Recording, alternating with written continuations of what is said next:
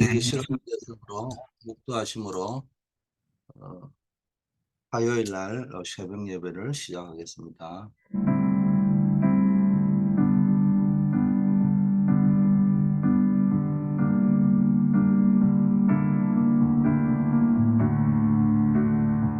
하나님 아버지, 오늘 하루도 또로 주님과 동행하는 새로운 하루가 될 줄 믿습니다. 하나님이 축복하는 새로운 날이 될 줄 믿습니다. 우리의 생각과 행동과 말이 완전히 새로워지는 하루가 될 줄 믿습니다. 오늘도 그리스도의 증인으로 살아갈 수 있게 하옵소서. 예수 그리스도 이름으로 기도드립니다. 아멘. 먼저 하나님의 말씀 사도행전 9장 42절입니다.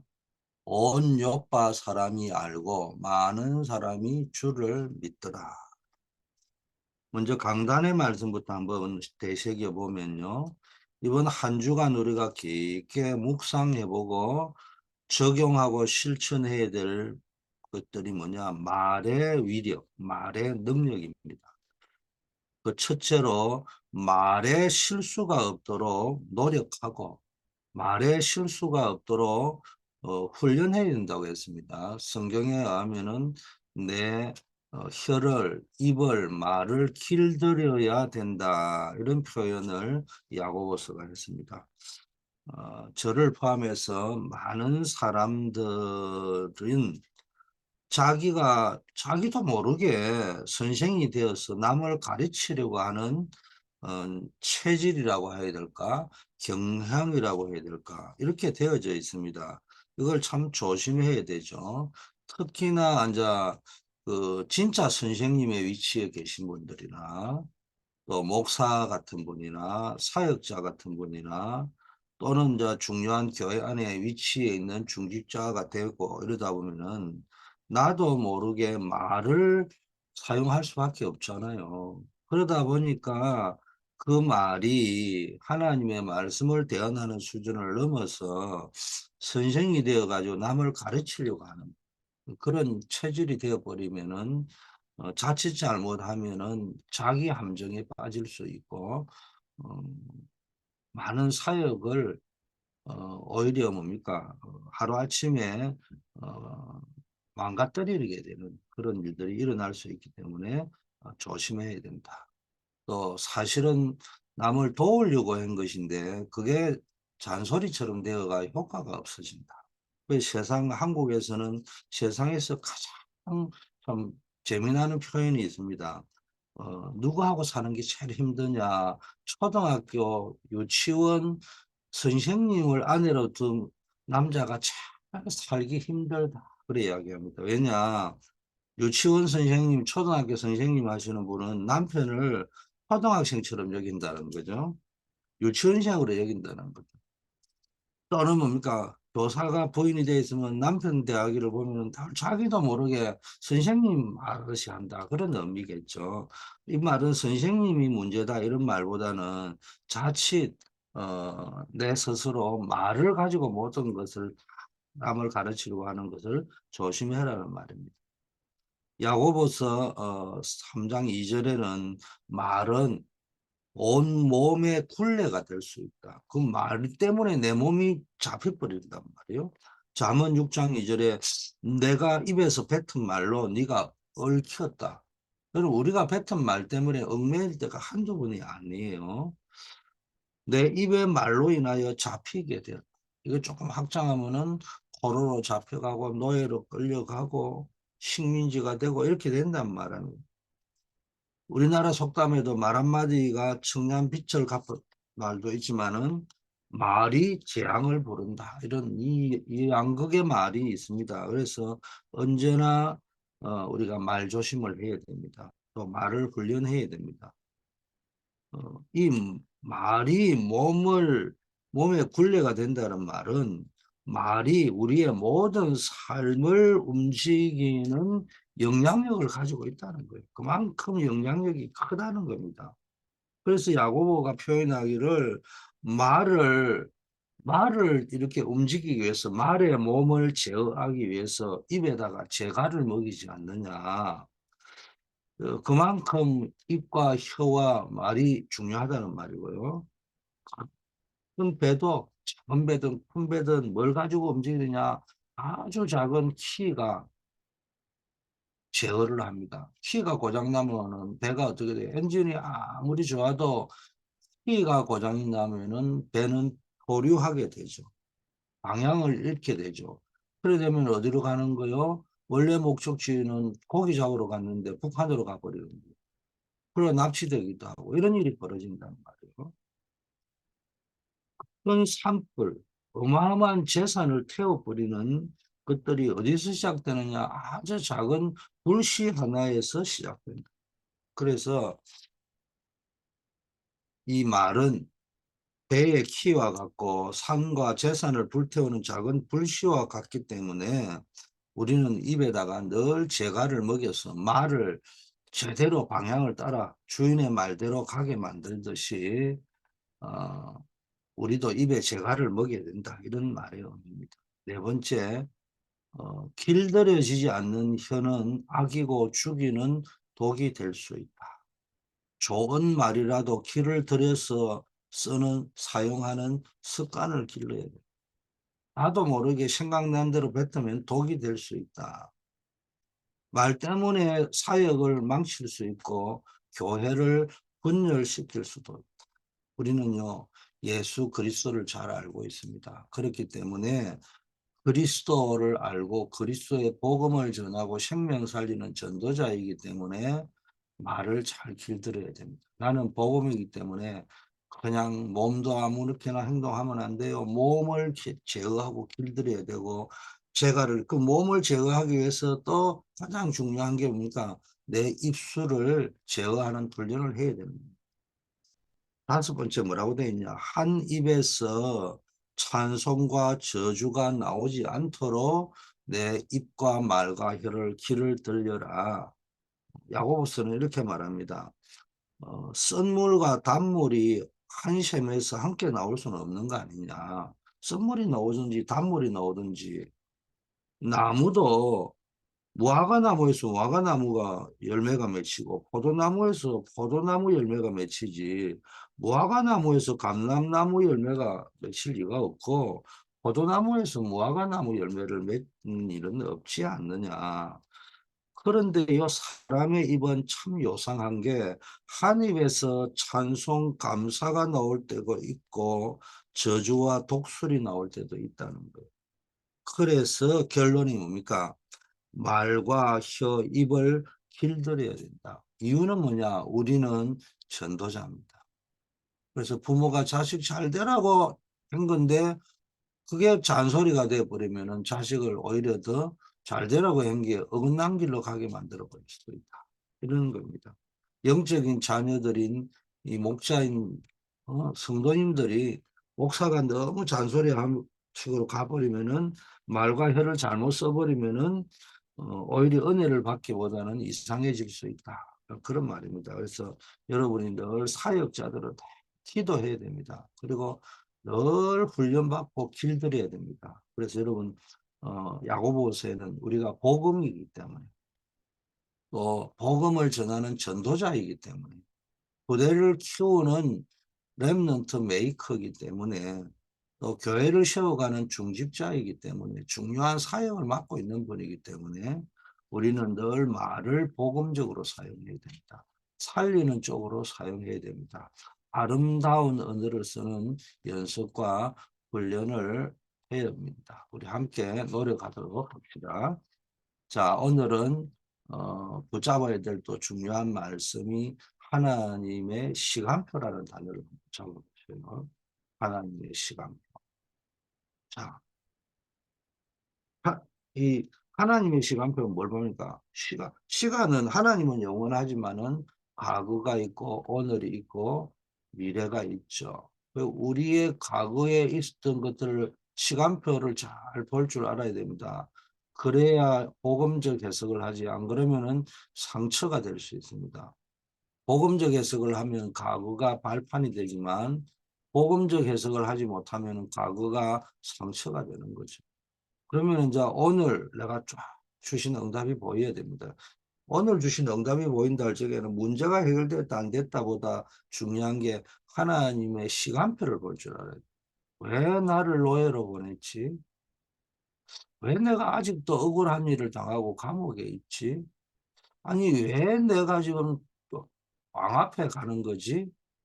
아니, 왜 내가 총리가 되었지? 그 오늘의 시간표를 봐야 지금 내가 뭘 해야 될 것인지, 어떤 응답을 받아야 될 것인지, 이게 아니라 또 어떤 행동을 해야 될 것인지, 무엇을 붙잡아야 될 건지, 내가 지금 어디에 있는 건지, 이게 보인다는 거예요.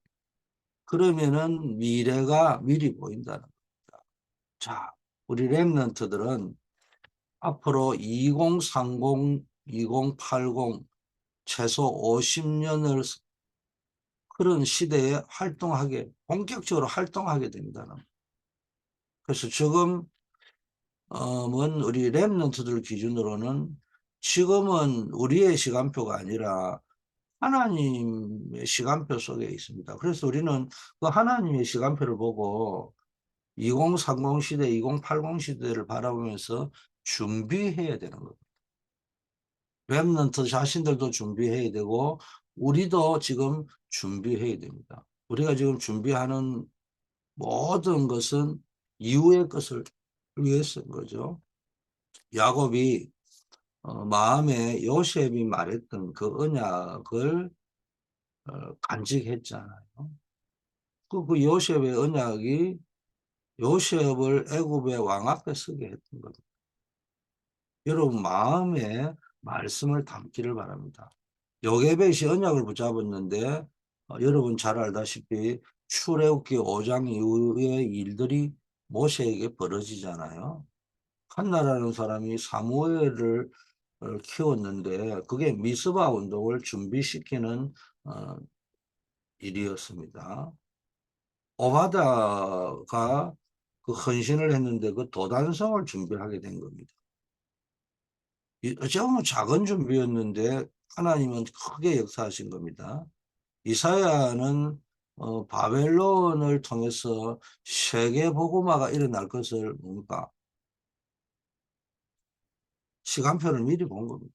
그리고 메시지를 전달했는데 그걸 보고 준비한 사람들이 다니엘과 새 친구, 에스더 이런 사람들이 일어났던 거죠.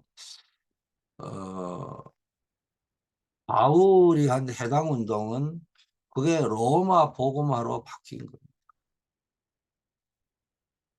여제자 다비다 같은 사람이 그 로마서 16장의 사람들이 일어날 수 있는 발판을 놓게 된 겁니다. 요파에서 옷을 만들어 구제했던 이 다비다처럼 우리의 기능이 하나님의 나라가 이루어지고 우리 후대가 그러니까 일 수 있는 시간표 속에 있다면은 반드시 역사는 일어나게 되어 있습니다. 자, 본론적으로 우리가 2030 시대를 준비해야 되는 이유를 찾아야 됩니다. 그때는 우리가 없을 수도 있잖아요.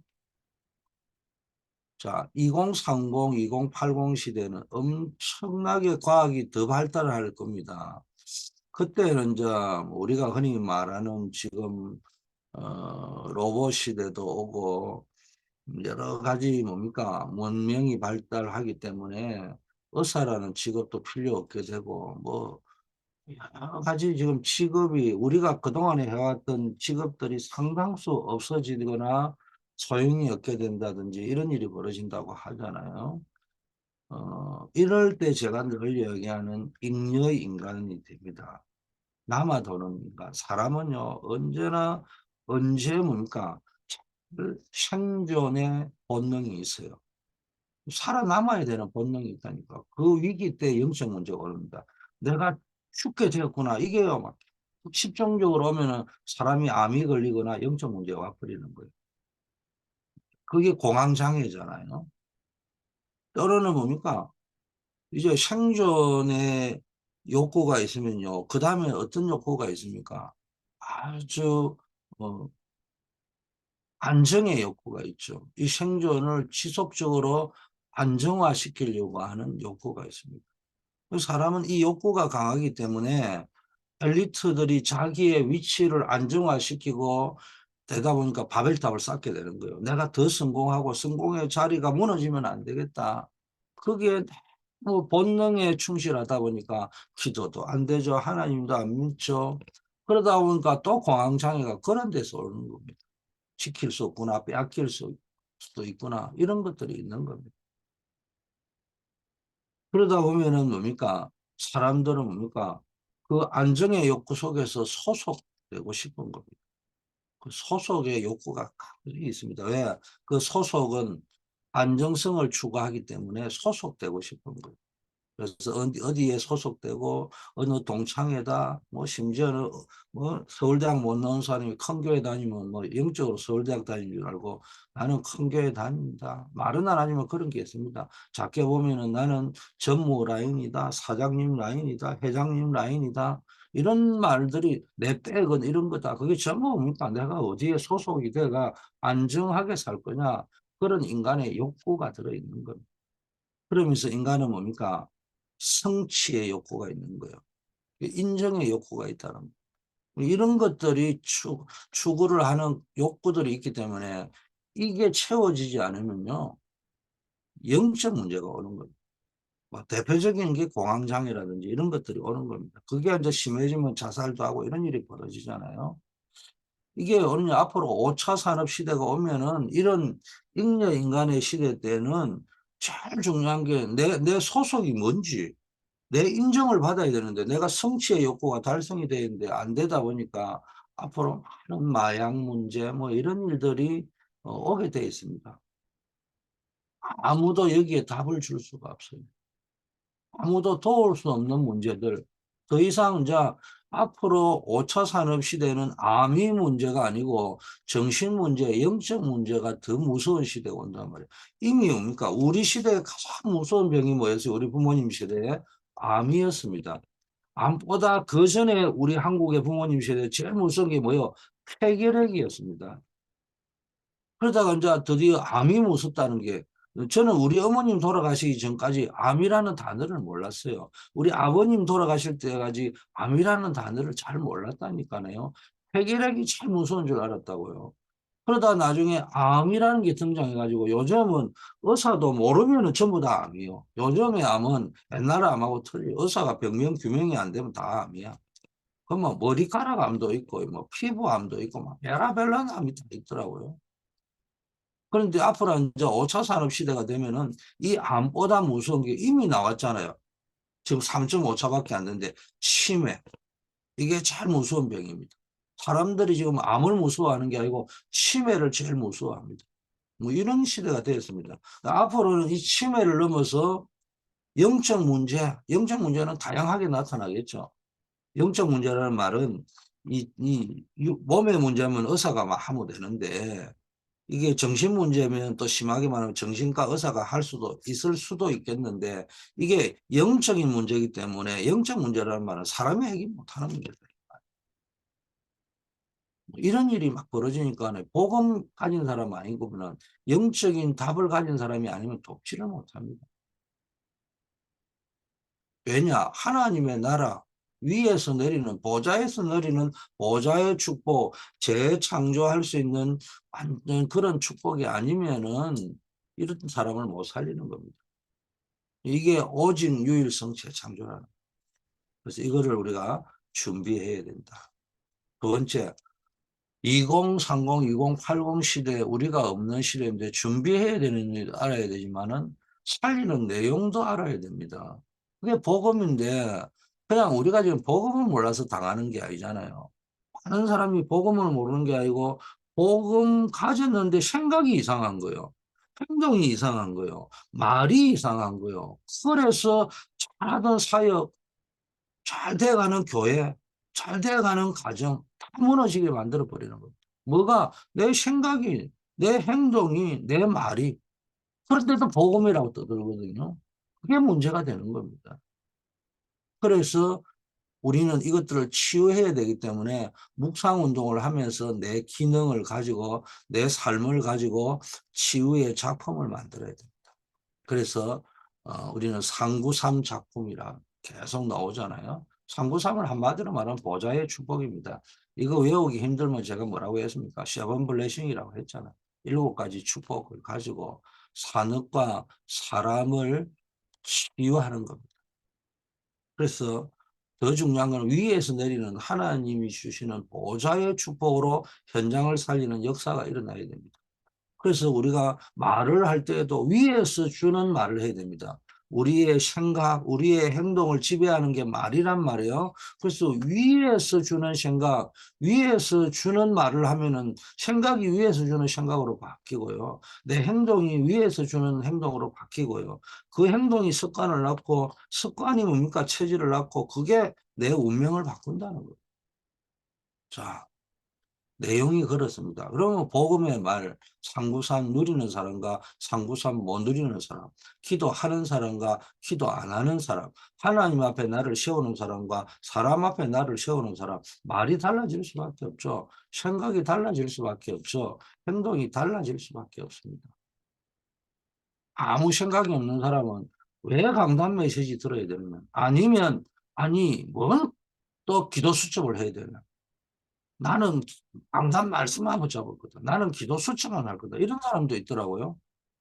아니 제대로 기도해 보세요. 보좌의 축복을 누리면요. 이게 한 주간의 본부 말씀의 흐름인 기도 수첩의 흐름과 강단의 흐름이 절묘하게 맞춰가지고요.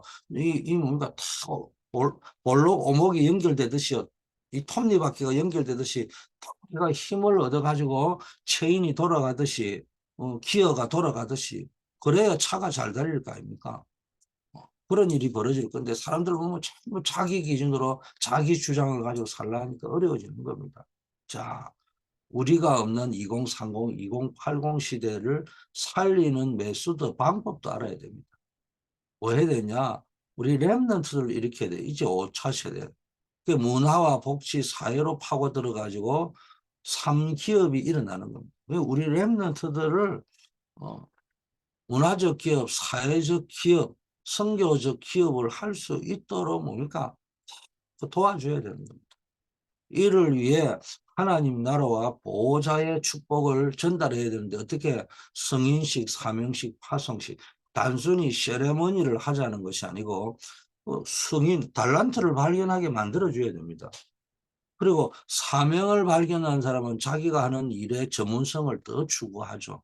내가 왜 성공해야 되는지, 왜 기능, 내가 하는 업의 전문성을 가져야 되는지 사명 가진 사람은 더 하겠죠.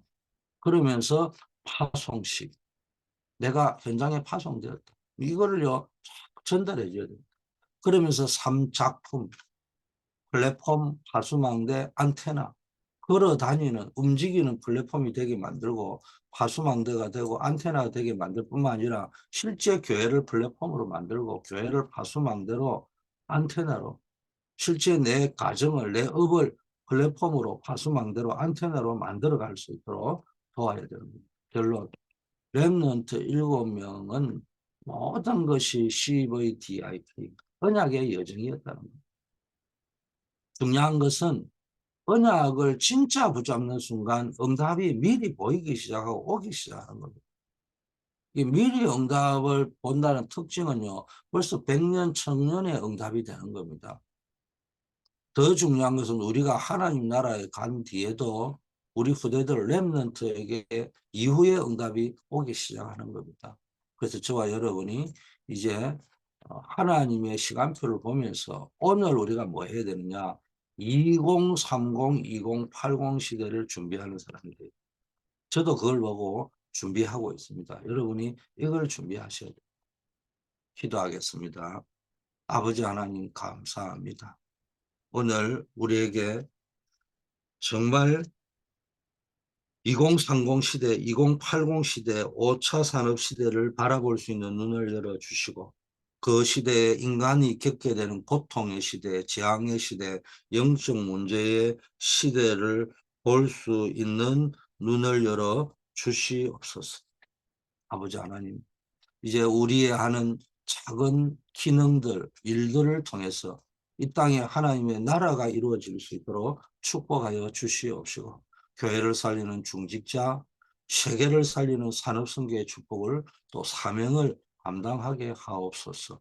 우리 후대들이 본격적으로 하나님의 시간표에 쓰임 받을 수 있도록 인도하여 주시고, 우리 태영아부터 청년회까지 모든 후대들이 2030 시대, 2080 시대의 복음의 주역, 세계복음화의 주역이 되게 하시고, 자신에게 주어진 미션을 찾게 하시고, 자신의 주신 헤버니 탤런트, 헤버니 미션을 찾을 수 있게 하시고, 내가 파송받은 선교사요 전도자로 설 수 있도록 인도하옵소서. 교회 살리기 위해서 파송된 중직자라는 사실, 정말로 세계를 복음하기 위해서 이 세상에 파송되어진 선교사라는 사실을 잊지 말고 이 언약 24시 되게 하시고, 나에게 받은 하나님 주신 이면 계약이 24시 될 수 있도록 인도하옵소서. 그래서 모든 것을 회복하는, 또 미리 천년의 응답을 누리는 역사가 일어나게 하옵소서. 아버지 하나님, 오늘도 우리 교회 안에 정말 237 다민족을 살리고, 전 세계 중남미 46개국을 살리고, 전 세계 5천 종족을 살리는 역사들이 일어나고, 문들이 열리고, 시스템이 구축되고, 이런 사명자들이 일어나게 하옵소서. 아버지 하나님, 모든 영혼, 정신, 육신, 삶, 모든 우리 가정업에 비정상적으로 병들어 있는 것들이 완전히 정상으로 돌아오는, 원래대로 돌아오는, 오리지널 스트림으로 돌아오는 치유의 역사가 일어나게 하여 주시옵시고, 기도의 역사가 일어나게 하옵소서. 아버지여, 그리하여 서밋들이 일어날 수 있도록 인도하옵시고, 앞으로 70제자, 70지역 살리는 역사 있고, 70나라 70종족을 살리는 역사들이 일어나게 하옵소서. 우리 한우들에게 은혜 위에 은혜를 더하여 주셔서 이 한우들이 정말로 질병이 완전히 치유되어지고 암덩어리가 뿌리 뽑히게 하시고, 아버지의 면역력을 허락하여 주시고, 질병의 강인한 회복력을 허락하여 주고, 치유의 효과가 일어나게 하시옵소서. 우리 군선교사로, 또 오늘도 군선교사로, 학교 현장의 캠퍼스 선교사로, 또 직장 현장의 직장 선교사로, 산업 현장의 산업 선교사로 나가는 우리 모든 분들, 또 출타 중인 분, 그 현장에서 전도자로서 선교사로서 하나님 앞에 설 수 있도록 인도하여 주시옵소서. 우리 주 예수 그리스도 이름으로 축복하며 감사드리며 기도합니다. 아멘.